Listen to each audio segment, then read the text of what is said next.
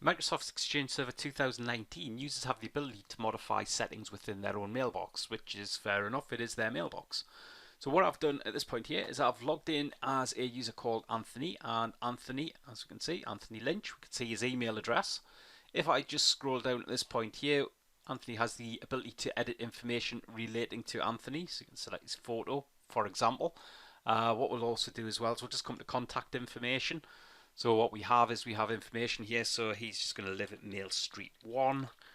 So, and city, let's change that to Oxford.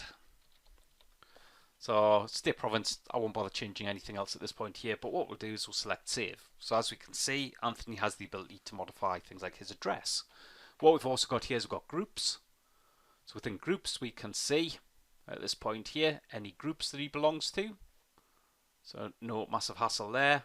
What we can also do as well is if we allow them to, they have the ability to join any groups that we make available. So within Exchange Server 2019 we have the ability to create a thing called an open group, and users have the ability to add themselves to open groups. So let's just close that down.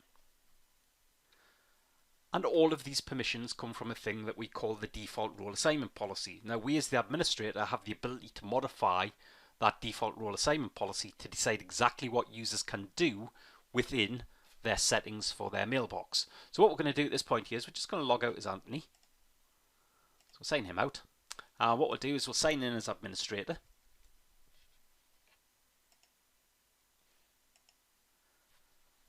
Now we're in as administrator. The next thing we're going to do at this point here is just come to the permissions, and within the permissions we're going to go for user roles. And within user roles we only have the one default role assignment policy, so this is the one we're going to modify. So we'll just select the edit button, and within here this is where we can now start modifying permissions that users will be given against their own mailbox. So the first thing we're going to do at this point here is we're just going to remove the my contact information. So there you go. So as it says, select the end user roles that correspond. So I am removing contact information. I'm not going to give them information relating to my profile information. Distribution groups though, I think we'll do at this point here is we'll turn on tick box here. So this rule enables individual users to create, modify and view distribution groups, and modify, view, remove and add members to the groups that they own as well. So we'll do that as well. And if we scroll down, we've got my custom apps. So this rule will allow users to view and modify their custom apps. Happy with that. My marketplace apps, this rule will allow users to view and modify their my marketplace apps. Don't want them doing anything they shouldn't be doing, so let's turn that one off. My read-write mailbox apps, so this rule will allow users to install apps with read-write mailbox permissions. Don't think so. My base options, so this rule enables users to view and modify the basic config of their own mailbox. Yeah, I'll give them that. I'm not going to let them modify their own retention policies. We don't use text messaging in our organisation, so I won't let them play with that. I'm not using voicemail, so we won't let them play with that either. And in the case of my team mailboxes, yes, we'll let them manage their team mailboxes. And in the case of mailbox delegation and diagnostics, no, we're not going to allow them to perform basic diagnostics. That's what we're there for. We're the IT department. And this rule here, the my mailbox delegation, no, I'm not going to allow administrators to delegate mailbox permissions either. So we'll select our save button.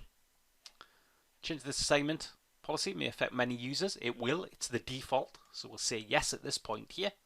And we've now updated, in this case here, that default role assignment policy.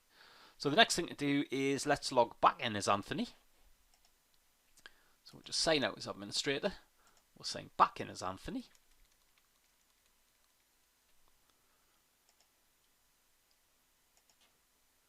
And we'll sign back in. Then what we'll do is we'll scroll back down and we will edit information again. Now what we'll do is we'll just come to contact information, and notice that Mail Street 1 is greyed out. I will click on it. I am hitting the back arrow and nothing is happening. So at this point here we've turned off the ability to manage the contact information. Let's just cancel that off. Now let's just go to groups. And within groups, what we've got is distribution groups he belongs to, and also distribution groups he owns. So what we'll do at this point here is we'll create a new distribution group, and we'll just fill out this information. And we're just going to call this marketing supervisors. Alias will be marketing supervisors. I'm not going to bother with any notes. Notice that he does not have the ability to make the security group for obvious reasons. He's an end user. He is the owner. Let's scroll down a bit.